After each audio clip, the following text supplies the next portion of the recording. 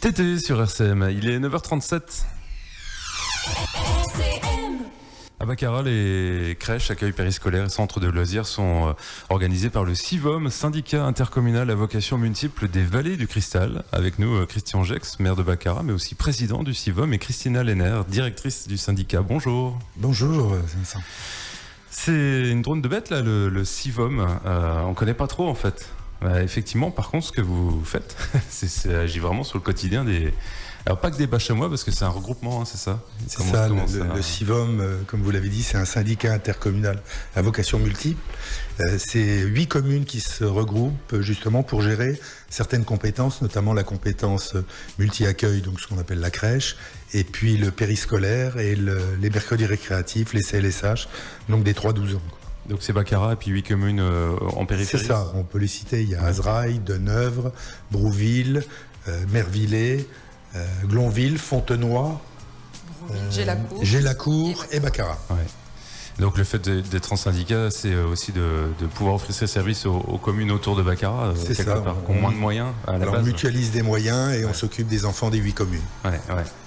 Alors vous vous occupez donc avec, je l'ai dit, la crèche, le périscolaire tout au long de l'année? Oui, tout à fait. Chaque service est bien spécifique. Au niveau du multi-accueil, on accueille donc du coup les enfants qui ont moins de 3 ans, donc les bébés et les enfants qui commencent à devenir un peu grands. Et là, on est sous forme de contrat, on va dire annuel ou occasionnel. On ouvre toute l'année à part les 5 semaines qui sont fermées. Exceptionnellement, du coup, cette année et pour l'ensemble des services, on a souhaité, je dirais, ça a été décidé en conseil syndical avec des demandes des familles de pouvoir ouvrir pour le mois d'août. Jusqu'à maintenant, c'était fermé, autant au niveau du service jeunesse que du multi-accueil, ce qui embêtait souvent les familles, je dirais, de nos administrés, puisque les parents ne savaient pas quoi faire de leur enfant quand ils n'ont pas de famille ou tout simplement pas d'amis pour pouvoir garder leur enfant. Prendre un mois de congé, ça devient compliqué. Voilà, tout à fait. Donc effectivement, sur le multi-accueil, on a encore des places cet été sur le mois d'août et on accueille les extérieurs. Pour rappel, au niveau du CIVOM, on accueille uniquement les familles qui font partie du CIVOM et de façon exceptionnelle, et ça a été voté, je dirais, au conseil syndical, on ouvre pour toutes les communes extérieures sur la période estivale. Ouais. Donc là, c'est pour le côté crèche. Pour le côté donc des vacances du service jeunesse, là aussi, donc on a encore quelques places sur le mois d'août, très peu sur fin juillet parce qu'on est déjà au complet. On avoisine une 50aine d'enfants. Donc effectivement, là, les places se font un peu plus rares à l'heure d'aujourd'hui. Donc ça veut dire qu'ils prennent plutôt leurs vacances début juillet. C'est ça. Pour tout dire aussi, nous, notre publicité et la validation qu'on a pu avoir au niveau du conseil syndical, c'était il y a 2 mois de temps. Donc il est vrai qu'à l'heure d'aujourd'hui, c'était pas ouvert, mais au fil du temps, puisqu'il y a quelques années en arrière, quand nous étions encore communauté de communes des Vallées du Cristal, il n'y avait pas de coupure. Donc les familles avaient l'habitude. On avait usiné aussi les 45-50 gamins sur le mois d'août. Mais je pense qu'au fil du temps, la publicité et les gens le sauront de mieux en mieux et ça va se développer. Ouais. C'est une évidence. Et puis c'est vrai qu'ouvrir au mois d'août, ça veut dire aussi l'encadrement, l'administratif. Enfin, il faut qu'on s'organise sur les 2 mois, soit en recrutant un peu plus pendant ces mois-là, soit en demandant au personnel d'étaler leurs vacances entre les 2 mois, ce qui n'est pas toujours évident. Non, on ne vous cache pas qu'on a eu des difficultés. Alors, dans un premier temps, entre la volonté politique et aussi la mise en place, puisque les agents qui sont actuellement en contrat annuel, puisque c'est des contrats permanents pour 3/4, on va dire, des agents, il a forcément fallu mettre en place des journées, des congés, mais qui, favorablement, certains agents étaient heureux de pouvoir avoir une obligation de poser des vacances en août et pouvoir avoir le choix de les poser en juillet. Mais mathématiquement, même si on recrute, à un moment donné, on est obligé de bloquer les effectifs et de limiter en fait la place des enfants et ne pas dire on ouvre et on peut accueillir 60 enfants puisqu'à l'heure d'aujourd'hui on a ces problématiques-là. Il faut trouver les animateurs, les éducateurs. Et les compétences aussi. Et les compétences. Et donc là, sur juillet, on est quasiment complet si j'ai bien compris. Donc il reste de la place aussi pour les extérieurs. En août. Tout à fait, oui. La seule différence, c'est qu'il y aura une différence de prix. De prix, tout au long de l'année, le périscolaire, ça concerne combien d'enfants en moyenne? Alors, c'est 150 enfants environ. On a 2 sites. On a le site sur Baccarat avec plusieurs écoles. Donc, l'école du centre, l'école L'école Imbépère, pour les moins de 6 ans, et l'école de la Serre pour les plus de 6 ans. Sachant que l'année prochaine, l'école de la Serre, elle est en travaux, peut-être que le président en parlera un petit peu, mais en tout cas pour l'année suivante, on aura un regroupement d'écoles qui nous fera sur Baccarat plus que 2 sites périscolaires, donc les moins de 6 et plus de 6 sur l'école du centre, et idem pour l'école de la Serre. Et le deuxième multisite, en fait, c'est sur Azraï, où là, on avoisine, on va dire, les 80 gamins. Alors oui, il va se passer quoi du côté de l'école de la Serre? Ça change, ça bouge? À partir de cet été, on va attaquer les travaux de regroupement de l'école maternelle d'Imbépère avec l'école élémentaire du centre, de la Serre, pour faire un seul pôle primaire à l'école de la Serre. Donc les travaux vont durer 1 an, donc il a fallu qu'on s'organise parce qu'on a pris la décision de ne pas faire les travaux par tranche avec les enfants. Donc les enfants sont répartis dans différents secteurs de la ville et même à l'extérieur, puisque Mervillers, je tiens à remercier le maire de Mervillers qui a vraiment joué le jeu et qui nous met à disposition son ancienne école, ce qui nous permettra de travailler dans de bonnes conditions, et donc on assure un certain nombre de choses pendant cette année qui sera un peu une année de transition. Et on a essayé d'associer aussi dans ce regroupement le périscolaire pour que à l'école de la Serre, avec ce regroupement, on ait à la fois l'éducation nationale mais aussi tout ce qui est périscolaire. Et donc ça, ce regroupement, c'est à partir de la rentrée là? Pas cette rentrée. Pas cette rentrée-là. Là, on commence les travaux à partir de maintenant. Donc pour cette rentrée, les travaux vont durer à peu près 1 an. D'accord. Et pour la prochaine rentrée scolaire, donc 2020, ça sera septembre 2024, on devra intégrer cette nouvelle école. On en profite pour refaire. Il y avait beaucoup de travaux aussi à faire à l'école concernant l'isolation, un certain nombre de choses. Donc on refait une structure beaucoup plus adaptée. Alors sur le centre de loisirs, ça commence là le 10 juillet. 10 juillet, oui, jusqu'au 1er septembre. Ça se passe où, comment? Alors ça se passe à l'Espace Loisirs, rue Émile Gridel, pas très loin de la gendarmerie et en face du pôle sportif. Les inscriptions sont à la semaine complète. L'ensemble des thèmes qui sont prévus sont divers et variés, coupé décalé, le monde fantastique, sous le soleil, voilà, des choses qui donnent envie, aux enfants. Chaque animateur propose une activité pour sa tranche d'âge, moins de 6 ans, plus de 6 ans. Autour de ça, on a beaucoup d'acteurs, donc malgré le fait que, bien sûr, les animateurs ont des compétences, et il y a beaucoup de travail qui est fait en amont pour proposer des choses sympas, aux enfants. Je pense à la semaine du sport aussi, qui sera prévue sur le mois de juillet, où on va en fait utiliser tous les acteurs locaux, on va dire, de la commune de Baccarat, comme Microfolie. C'est vraiment un concept qui est vraiment super depuis une année maintenant, qu'on utilise beaucoup, avec vraiment des gens qui ont une certaine compétence et qui nous permet de développer par rapport à nos thématiques à nous, et de faire voyager un petit peu les enfants vers le monde virtuel. Parallèlement à ça, on a aussi le côté sportif. On va pouvoir faire appui à l'Office municipal des sports de Baccarat et pouvoir intervenir pour que les enfants puissent découvrir l'activité kayak. Et on a aussi l'utilisation du pôle sportif, et j'en remercie la casquette du maire de Baccarat qui nous permet effectivement d'avoir des salles vraiment appropriées et de pouvoir, pendant par exemple cette semaine du sport, faire de l'escrime, faire de la danse, faire des activités comme ça qui nous permettrait pas forcément de le faire dans les locaux de l'espace loisir. Voilà. Une sortie qui sera prévue tous les 15 jours en fonction des thématiques. Voilà, et puis bien sûr des activités grands jeux, toutes des choses qui donnent envie aux enfants de faire développer, tout leur côté imaginaire. Donc il y a quand même une association aussi avec les associations locales sportives et pas que. Voilà, l'association sportive, c'est vraiment l'Office municipal des sports ou la compétence, on va dire, par rapport au kayak, par rapport à la base kayak, mais pas forcément les autres associations sportives. C'est-à-dire que j'ai la chance, au sein de l'accueil de loisirs et du service jeunesse, d'avoir des personnes qui ont des compétences sportives, notamment tennis, sans que je cite les noms parce que je vais peut-être en oublier, et des personnes qui ont vraiment des compétences par rapport à l'éveil à l'enfant, par rapport à un dernier recrutement que j'ai effectué qui sait faire de l'escrime. Donc j'en ai profité pour me dire pourquoi pas on va faire une semaine du sport, puisque les personnes qui ont des compétences, autant les utiliser à bon escient. Et l'OMS, le pass-back activité, là, c'est un beau succès.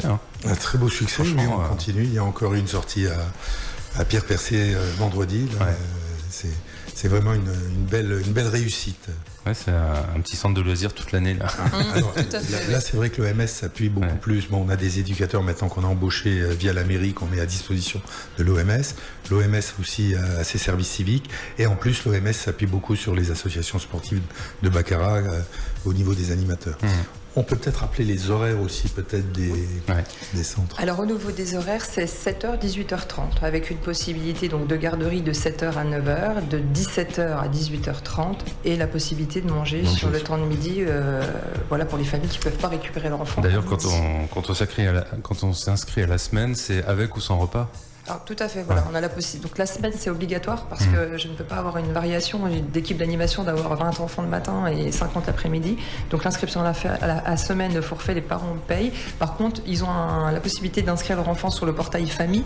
Donc à l'heure d'aujourd'hui, il faut passer par le service administratif puisque c'est bloqué, étant donné qu'on a des demandes qui sont forcément bloquées puisqu'on n'a plus de place.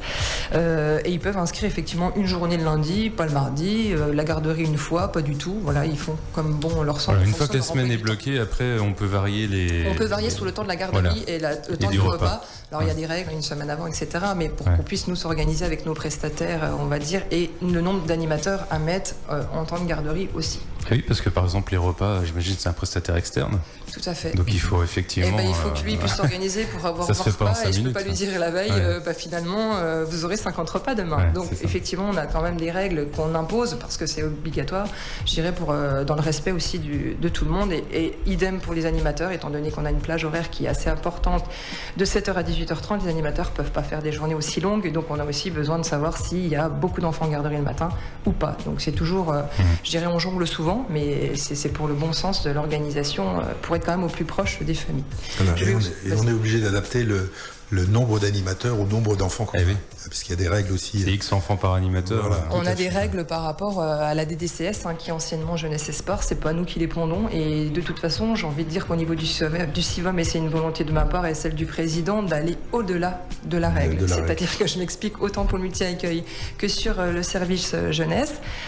1 pour 12, pour vous donner un petit exemple, sur les plus de 6 ans, on va pas dire 1 pour 12, ok, mais on va prendre un animateur en plus en cas d'arrêt maladie, en cas de couac, en cas aussi de personnes qui sont stagiaires, parce que pour moi, une personne qui débute, elle est pareille qu'une personne qui est diplômée, des fois ça veut rien dire, le diplôme ne fait pas la différence, néanmoins, il faut que la personne puisse vraiment gérer totalement la prise en charge du groupe, et ça peut pas être le voisin qui s'en occupe.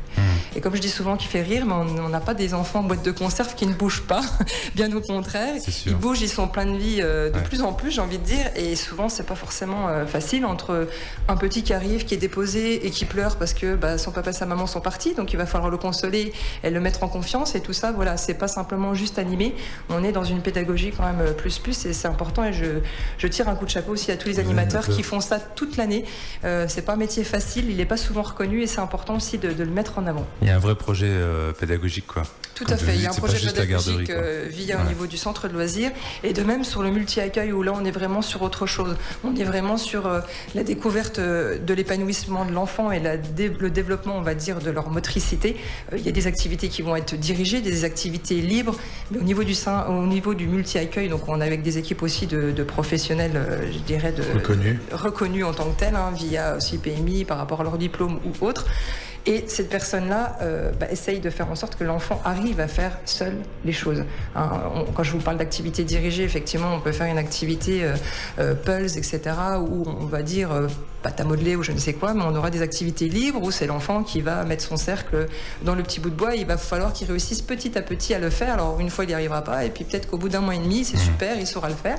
Comme les enfants qui ne savent pas marcher, qui sont non marcheurs, et puis au fil du temps, ils deviennent marcheurs et ils découvrent eux-mêmes, je dirais, les capacités de ce qu'ils sont capables de faire pour les rendre autonomes. Sachant que autonomie avec un grand A, parce que de 3 ou de 0 à 12 ans, l'autonomie est diverse et variée. Oui, j'allais dire justement l'âge limite, donc c'est 12 ans. Oui, au centre. Alors on dit 12 ans.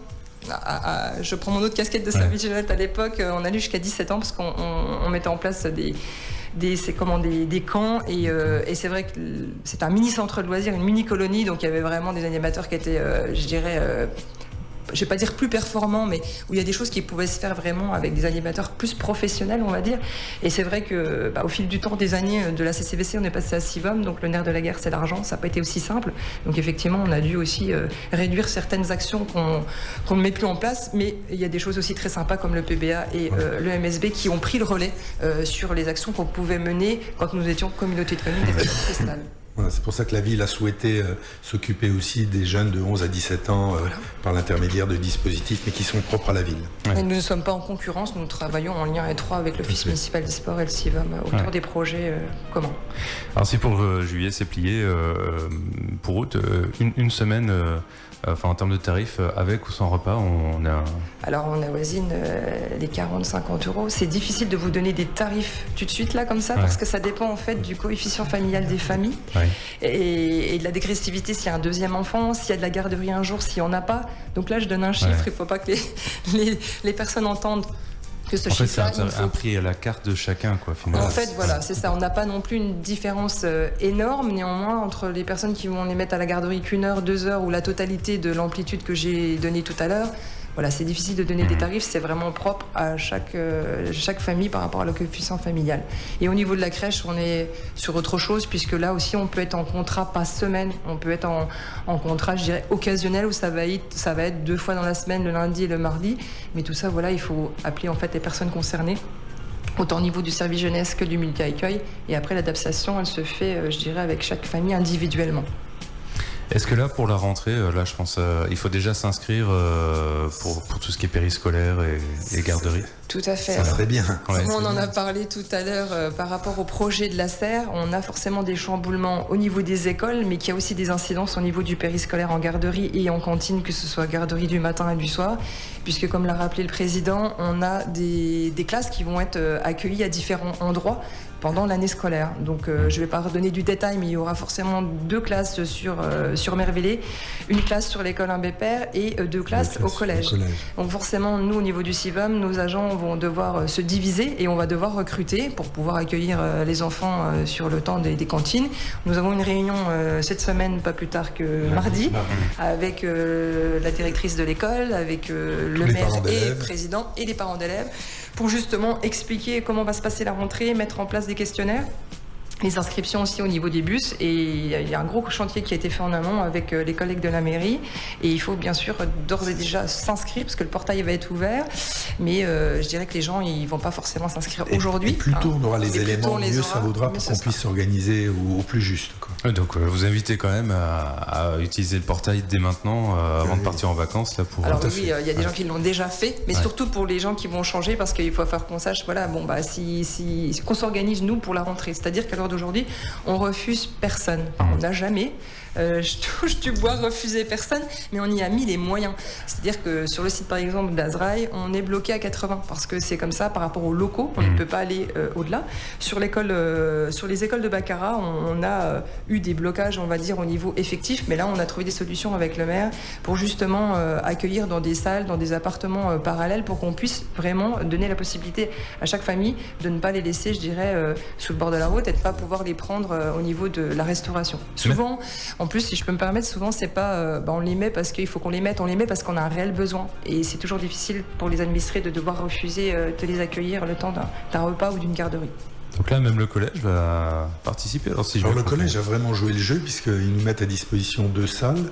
2 salles de classe pour mettre 2 classes de primaire, et vraiment séparées des autres élèves. La cour sera séparée. Il y a vraiment, je dirais, ils ont vraiment joué le jeu, comme Mervillers a joué le jeu. Enfin, on a eu franchement des gens qui nous ont aidés, et je tiens encore une fois à les remercier, parce que c'est pas facile, c'était pas facile. Et vous disiez à Mervillers, c'était l'ancienne école qui rouvre? C'est ça, c'est l'ancienne école qui était un peu restée dans son jus. Bon, on a quelques travaux de rénovation, on a passé une convention avec la mairie de Mervillers, et donc à partir du mois de septembre, l'école de Mervillers rouvrira ses portes pour 2 classes. Incroyable.